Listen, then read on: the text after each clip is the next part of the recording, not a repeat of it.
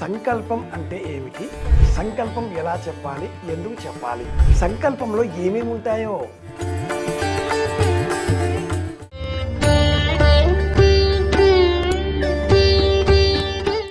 నమస్తే, నేను మీ కాకునూరు సూర్యనారాయణమూర్తి.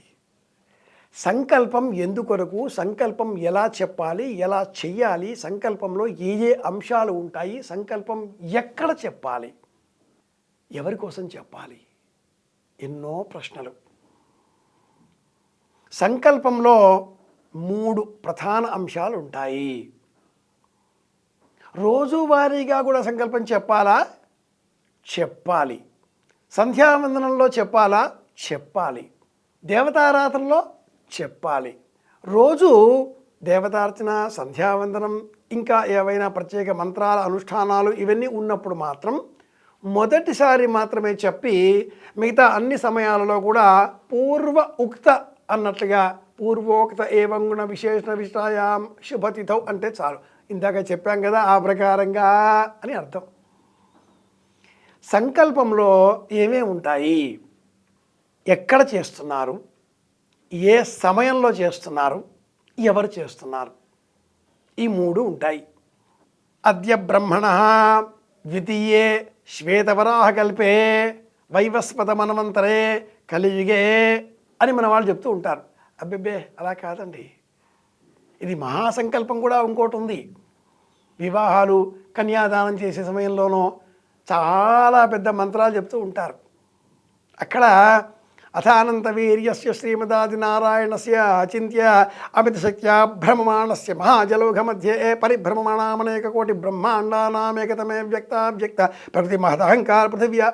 ఓయబ్బో, ఇది చాలా పెద్ద వ్యవహారం, అది మహాసంకల్పం. మరి సంకల్పం ఏమిటో? 28తమే మహాయుగే 195 కోట్ల 58 లక్షల 85,000 139వ సంవత్సరమో 140వ సంవత్సరమో ప్రస్తుతం ఉన్నటువంటి ఈ విశ్వావసనామ సంవత్సరం అనుకుంటే 195 కోట్ల కాలం నుంచి ఉన్న ఈ యుగ ప్రమాణం అంతా కూడా లెక్క పెట్టినటువంటి సనాతన భారతీయ వైజ్ఞానిక దృష్టిపథంలో ఉన్నటువంటి జ్యోతిష శాస్త్రం కృత త్రేతాద్వాపర కలి అనే 4 యుగాలు ఒక్కసారిగా ఆవర్తి చెందితే ఒక మహాయుగం అని లెక్కపెట్టి, ఇలాంటి మహాయుగాలు ఇతపూర్వం 27 మహాయుగాలు గడిచిపోయాయి. ప్రస్తుతం 28వ మహాయుగంలో 28తమే మహాయుగే, అందులో బ్రహ్మ ఆయుర్దాయంలో 50 సంవత్సరాలు గడిచిపోయి 51వ సంవత్సరంలో ఆమె ప్రథమ ముహూర్తే ఇలా లెక్క పెడుతుంది. సంకల్పంలో తిథి, వారం, నక్షత్రం ఇవి కూడా ఉంటాయి.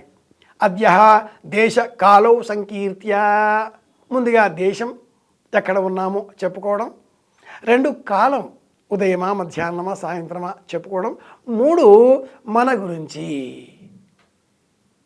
ఇక్కడే వస్తుందండి చిక్కు అందరికీ కూడా.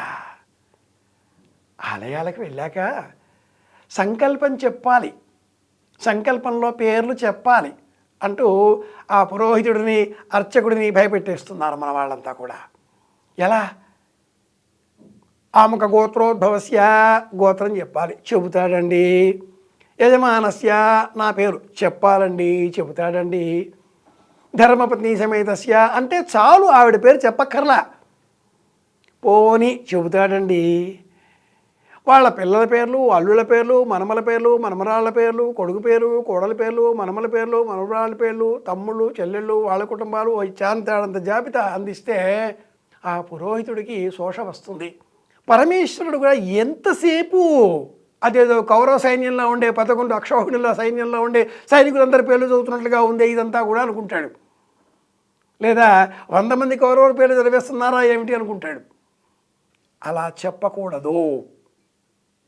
అస్మాకం సహకుటుంబానాం అంతే సంకల్పం. నాతో పాటు సమస్త జీవకోటికి క్షమం కలగాలి అనే ఉద్దేశ్యంతో ఇలా చెప్పడమే సంకల్పం అవుతుంది.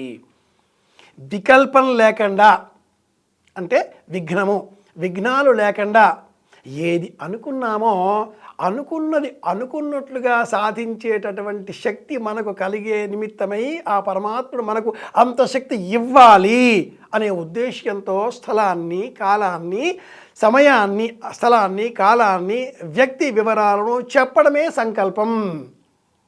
సంకల్పం చేద్దాం, ఏదో ఒక పనిని సాధించే వరకు విశ్రమించను అని మనసులో స్థిరంగా గట్టిగా నిర్ణయం చేసుకోవడమే సంకల్పం. తన్మే మన శివ సంకల్పమస్తు. 32 శ్లోకాల ఈ మంత్రభాగంలో కూడా ఎంత బాగా చెబుతారో పండితులు.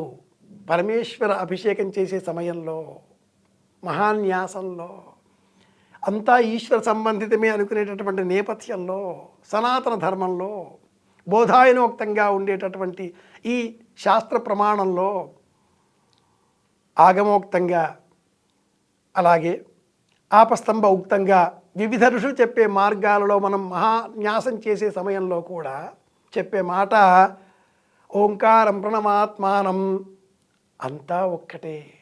తన్మే మన శివ సంకల్పమస్తు.